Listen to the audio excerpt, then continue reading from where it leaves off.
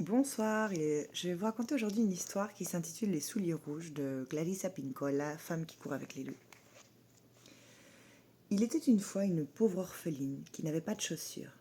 Malgré tout, en ramassant ici et là des bouts de tissu, elle parvint avec le temps à se coudre une paire de souliers rouges.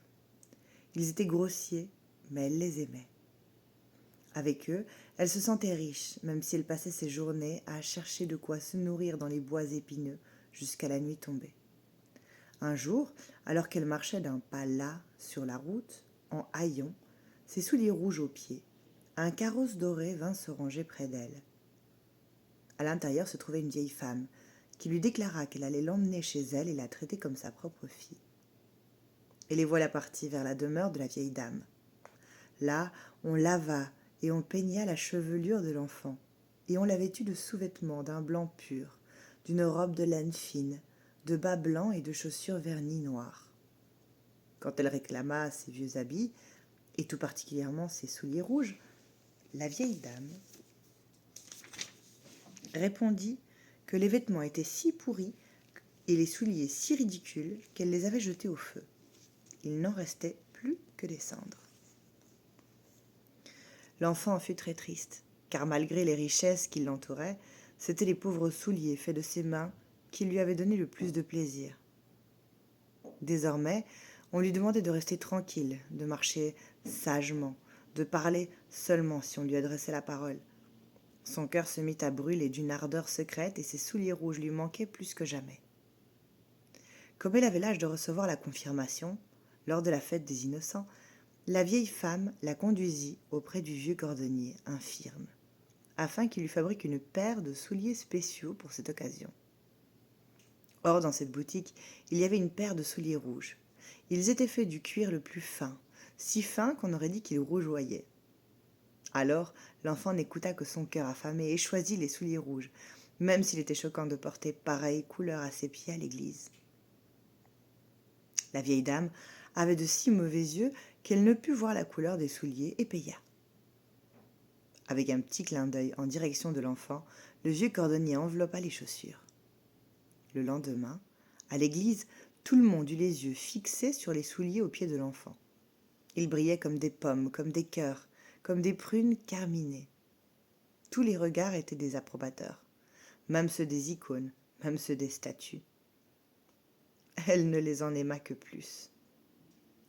Aussi, quand l'officiant entonna les hymnes, quand le chœur lui répondit et que l'orgue résonna, l'enfant jugea qu'il n'y avait rien de plus beau que ses souliers. À la fin de la journée, la vieille dame était au courant de ses souliers rouges. « Je t'interdis de les porter désormais, tonna-t-elle menaçante. » Mais le dimanche suivant, l'enfant ne put s'empêcher de les préférer aux chaussures noires, et elle accompagna, comme d'habitude, la vieille dame à l'église. À la porte de l'église se tenait un vieux soldat. Il avait un bras en écharpe, une petite vareuse, une barbe rouge. Il s'inclina et demanda la permission d'ôter la poussière des souliers de l'enfant. Celle-ci tendit le pied et il tapota les semelles de ses souliers en fredonnant un petit air qui donna à l'enfant des fourmis dans la plante des pieds.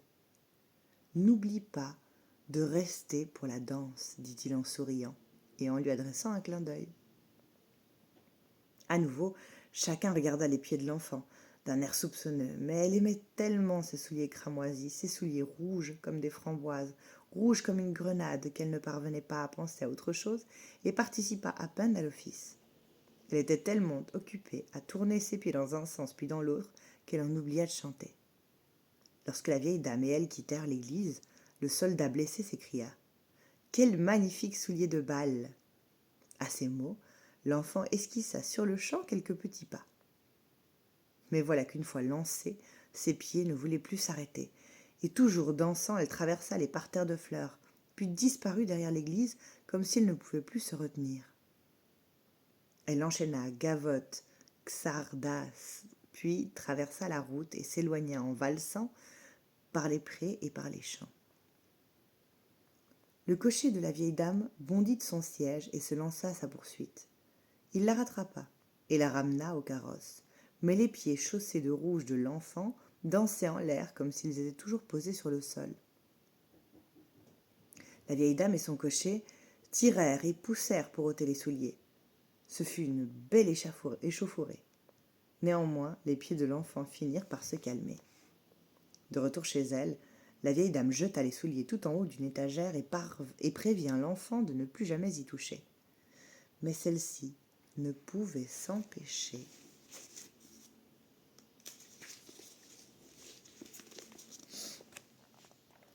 de les regarder et de mourir d'envie de les porter. À ses yeux, les souliers étaient encore la plus belle chose au monde. Peu de temps après, le destin voulut que la vieille femme s'alitât. Dès que les médecins furent partis, l'enfant se glissa dans la pièce où l'on gardait les souliers rouges. Elle jeta un coup d'œil tout en haut de l'étagère, puis son regard s'y attarda et se chargea bientôt d'un désir si intense qu'elle prit les souliers et les chaussa, n'y voyant pas de mal. Mais dès qu'ils furent en contact avec ses orteils et ses talons, un besoin irrépressible de danser la submergea. Aussitôt elle quitta la pièce en dansant, descendit les escaliers en enchaînant gavottes, xardas, puis se lança dans une valse. Tout à son bonheur, elle ne se rendit compte de rien jusqu'au moment où elle voulut, en dansant, aller à gauche et où les souliers persistèrent à vouloir aller à droite. Elle voulut tourner sur elle-même, les souliers voulurent aller droit devant. Et ils la conduisirent, toujours dansant, vers la route à travers les champs boueux, vers la sinistre et obscure forêt. Là, adossé à un arbre, se tenait le vieux soldat à la barbe rouge, avec son bras en écharpe et sa petite vareuse. « Oh, les beaux souliers de bal, dit-il. » Affolée, elle tenta de les ôter, mais en vain. Elle sautilla sur un pied, puis sur l'autre, essayant de les enlever. Mais le pied restait au sol, continuait à danser, et celui qu'elle tenait faisait de même. Elle dansa donc encore et encore. Elle dansa jusqu'au plus haut sommet des plus hautes collines, et jusqu'au fond des vallées. Elle dansa sous la pluie, elle dansa sous le soleil, elle dansa dans la neige. C'était une danse épouvantable, une danse sans plaisir et sans repos. Elle arriva ainsi dans le cimetière d'une église. Là, un esprit menaçant lui interdit d'entrer. Il proféra ces paroles. « Tu danseras dans tes souliers rouges jusqu'à ce que tu deviennes telle une apparition, tel un fantôme, jusqu'à ce que ta chair tombe de tes os, jusqu'à ce que tu ne sois plus que des entrailles en train de danser.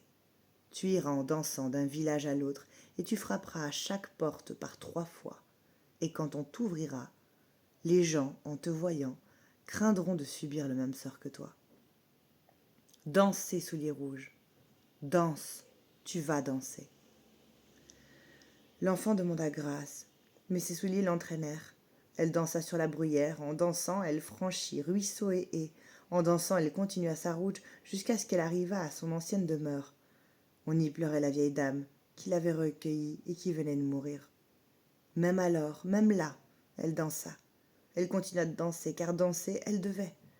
Épuisée, horrifiée, elle pénétra en dansant dans la forêt où vivait le bourreau de la ville, dont la hache frémit sur le mur à son approche.